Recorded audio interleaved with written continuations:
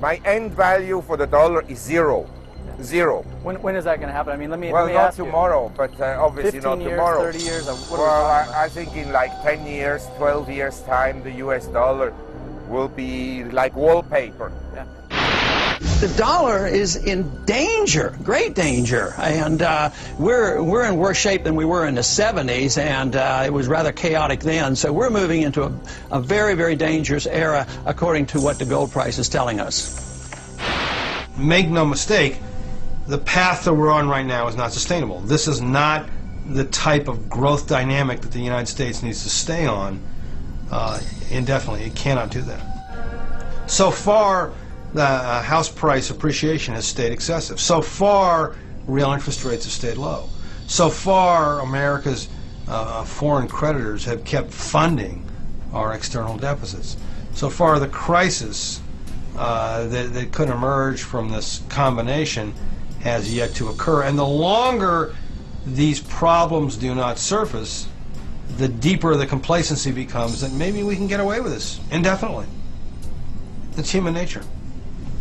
But even at a high political level, you think they're that naive? I mean, they should see the risks as well. You're making presumptions about the wisdom of our political leaders that I think are a stretch. But I don't see any actions in Washington where people are seriously saying we've got to do something about this. Quite the opposite. They're doing the opposite. They're trying to debase the dollar even further. Despite all this talk about a strong dollar, their actions speak louder than words. Unfortunately, we buried capitalism years ago, you know, and we've been talking about this. Nothing the government is doing is legal. They're violating the Constitution with everything that they do. But, you know, Paulson said today about this plan, he said it was necessary and unprecedented, and he's wrong on both counts. It's completely unnecessary, and unfortunately there is precedent for this type of monetary policy. They tried it in Argentina. They tried it in Weimar Republic, Germany. They're trying it right now in Zimbabwe. I got right here in my hand 100 billion Zimbabwe dollars. And if I spend it quickly enough, I can buy a pack of chewing gum. This is the road they're taking us down.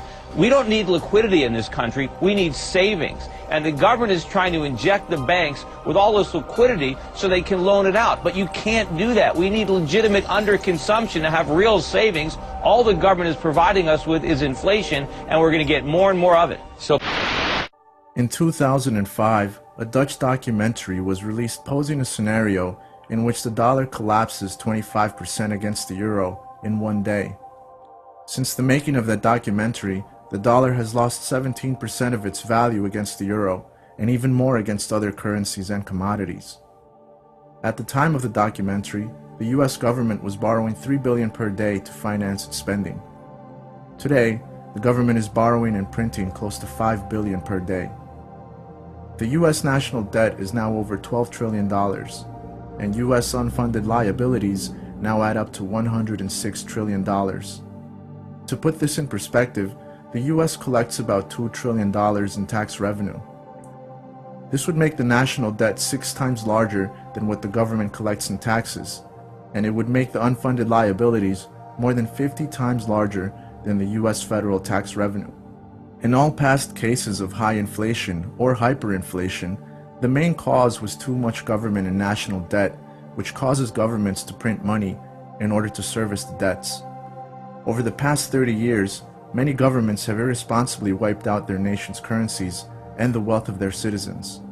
Some of the most recent cases of hyperinflation over the past 3 decades include countries like Bolivia, Argentina, Brazil, Peru, Poland, Ukraine, and most recently, Zimbabwe.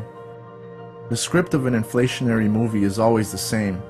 Irresponsible or corrupt politicians take on huge debts in the name of the nation's citizens. They spend the money on themselves and on friends in big business, and they leave the citizens to pay back the debts, and ultimately, they leave the citizens at the fate of inflation. Usually, the corrupt politicians and insiders stash their own money, investments, and savings outside of their own collapsing economy and currency. All the while, they tell the people of the nation that everything will be fine. Meanwhile, average citizens lose their savings, pensions become worthless, and middle-class citizens are thrown into poverty. Recent history offers many cautionary tales of inflationary economic policies. These policies have brought economic destruction to many nations and impoverished entire middle classes. If Americans choose to continue down this inflationary path, the United States could become the next cautionary tale.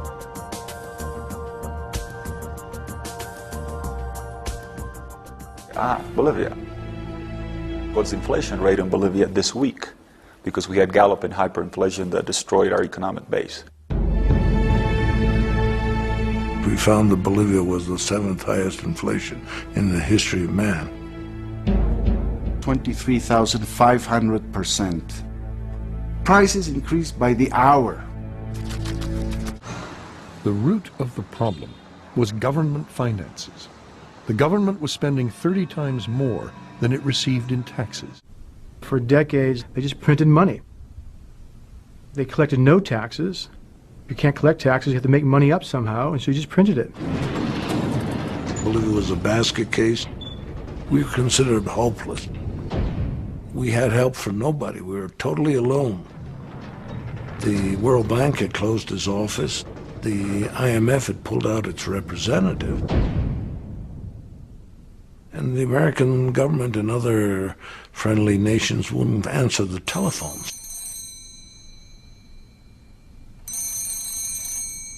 When I got to La Paz in July 1985, the inflation rate was about 60,000%. It was an extraordinary and terrifying thing to see, actually.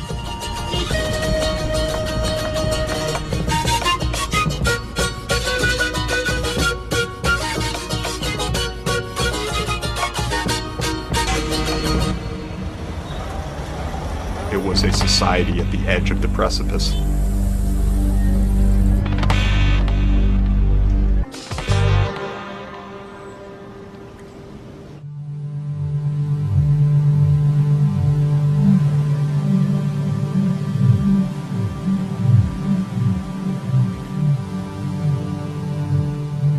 We told him, you have 90 days before Bolivia's hyperinflation becomes the highest inflation in world history. So he told us, okay, you have 20 days, you have to start working now.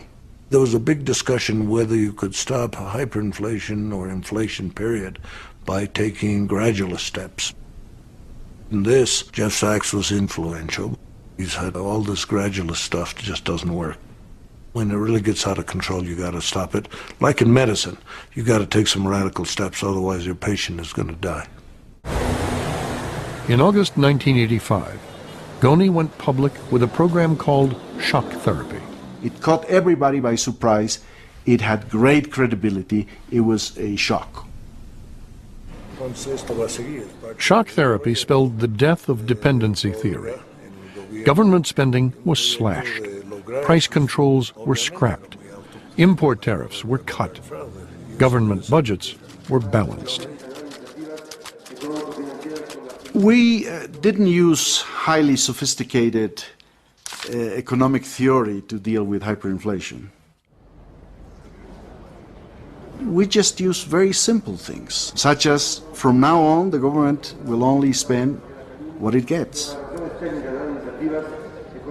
You get 1 peso, spend 1 peso.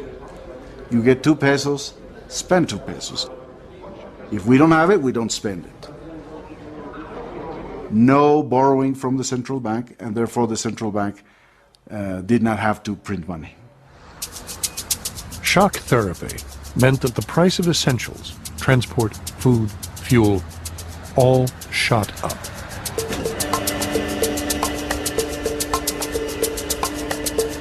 Until then, people had thought that only a military dictatorship like Chile's could impose such tough measures without tearing society apart.